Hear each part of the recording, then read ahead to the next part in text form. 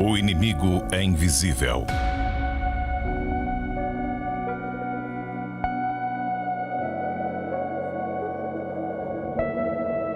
Países inteiros vigilantes e unidos contra o coronavírus.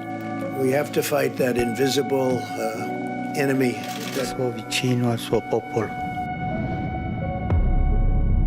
O melhor remédio é a informação. Nossos repórteres no Brasil, nos Estados Unidos e na Europa informam em tempo real, 24 horas por dia, os desdobramentos da crise que está mudando o mundo. Coronavírus,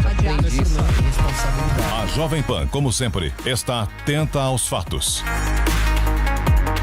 A cobertura completa da guerra contra o coronavírus ao vivo. Jovem Pan, sempre com você.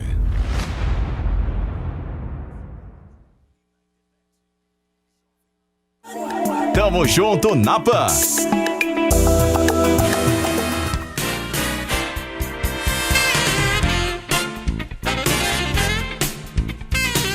Bem, meus amigos, estamos de volta aqui na Jovem Pan. Você já sabe, a Jovem Pan que presta serviço ao longo do dia abriu este espaço agora de segunda a sábado já há bastante tempo. Estamos aqui há 3 semanas, já 2, né?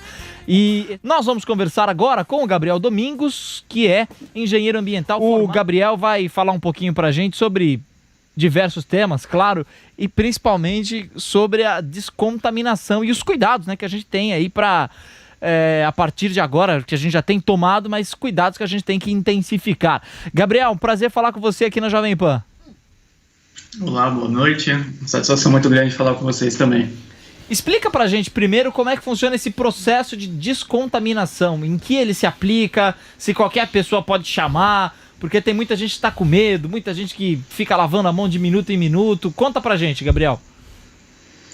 Perfeito. Na verdade, nós aqui na empresa, nós aplicamos um procedimento seguindo normas internacionais. Então, a gente entende como uma descontaminação não é uma faxina, é um processo na qual a gente trabalha com agentes, com profissionais, com EPIs, que faz todo o processo de higienização e propriamente a palavra como dita, né? A descontaminação, que é a destruição vegetativa da forma biológica, isso em linhas gerais, né? Então existe um procedimento, existe uma norma e a gente tem que seguir isso com o maior cuidado, né? Nós estamos fazendo todo esse trabalho desde do Reino Unido, um trabalho que foi feito lá da repatriação de 200 ingleses que estavam em Hong Kong, e todo esse trabalho que foi feito desde a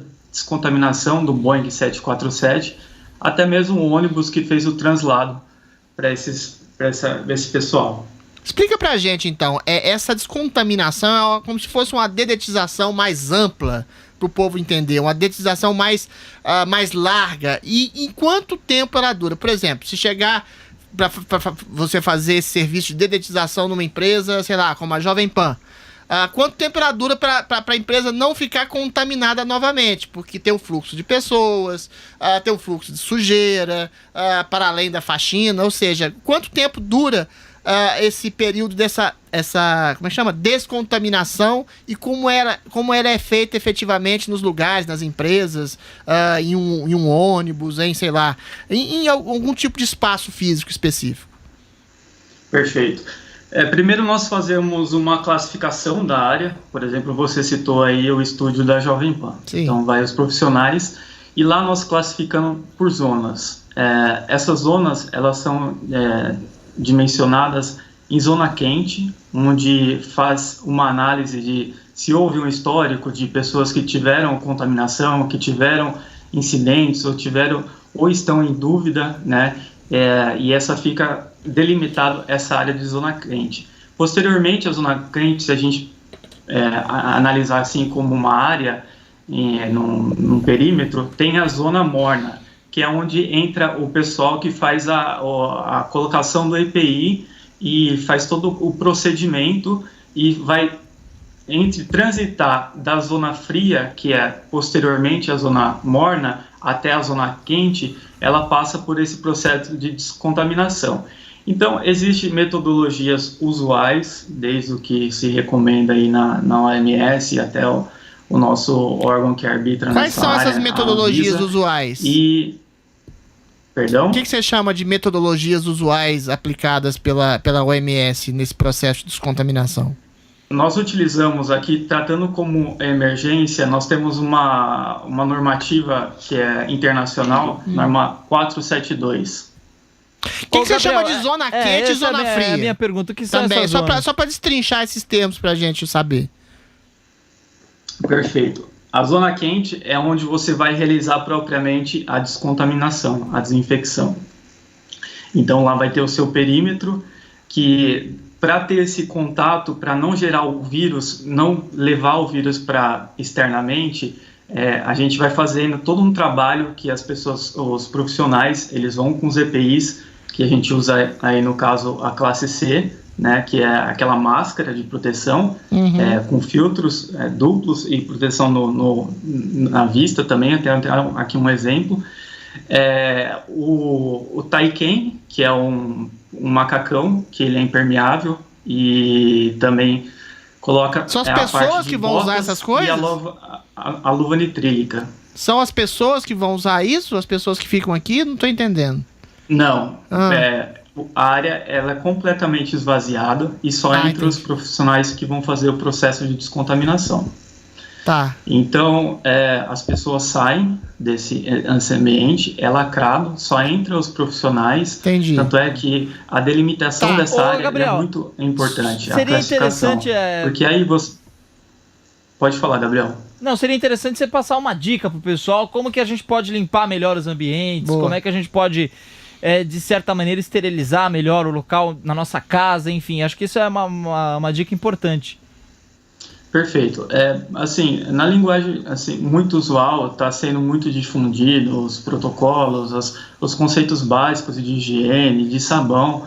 Isso é totalmente válido. A única coisa que nós temos que tomar muito cuidado é questão de manipulação, o uso indiscriminado. A gente já está cansado de saber, o hipoclorito, a popular água sanitária, ela é muito utilizada, ela é muito eficaz, né, para fazer isso. No entanto, em alguns locais, as pessoas acabam gerando esse reagente com a matéria orgânica, ele acaba gerando gás, que ele é cancerígeno. Mas assim, essa sua área, seu trabalho de descontaminação, ela não deve contar, por exemplo, com a ajuda do ser humano, porque não adianta nada você descontaminar um dia, aí se chegar, por exemplo, na empresa, no local de trabalho, um cara contaminado, ele vai contaminar as outras pessoas. Tem uma norma de procedimento que vocês orientam as pessoas? Da resposta.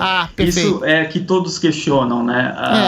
Você fez a descontaminação de um ambiente, você certificou, usando a metodologia, emitindo um laudo técnico, fazendo as boas práticas.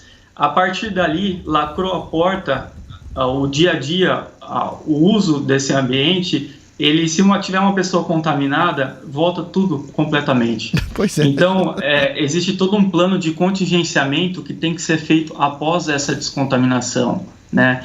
Por exemplo, posso citar alguns básicos, como checagem da temperatura das pessoas que vão fazer a circulação, o uso disso daí, a entrevista das pessoas, dos familiares, ver se tem histórico, evitar a proximidade do trabalho das pessoas, objetos de uso comum. Então, recomenda-se, todo mundo fala, fez a descontaminação, fez a detetizzação, ou as palavras que as pessoas utilizam mais coloquiais, e aí, como que fica? A gente cria uma proteção contra isso? Não cria, tá? A pessoa contaminada vai lá e gera tudo novamente. Então, você tem que seguir todo um protocolo de higiene e fazer isso periodicamente. Perfeito, querido. Muito obrigado pela sua participação e orientação, tá? Valeu, forte abraço. Obrigado. Um abraço, foi muito bom, acredito que os nossos ouvintes tenham recebido boas dicas, foi bem elucidador. Tamo junto na PAN.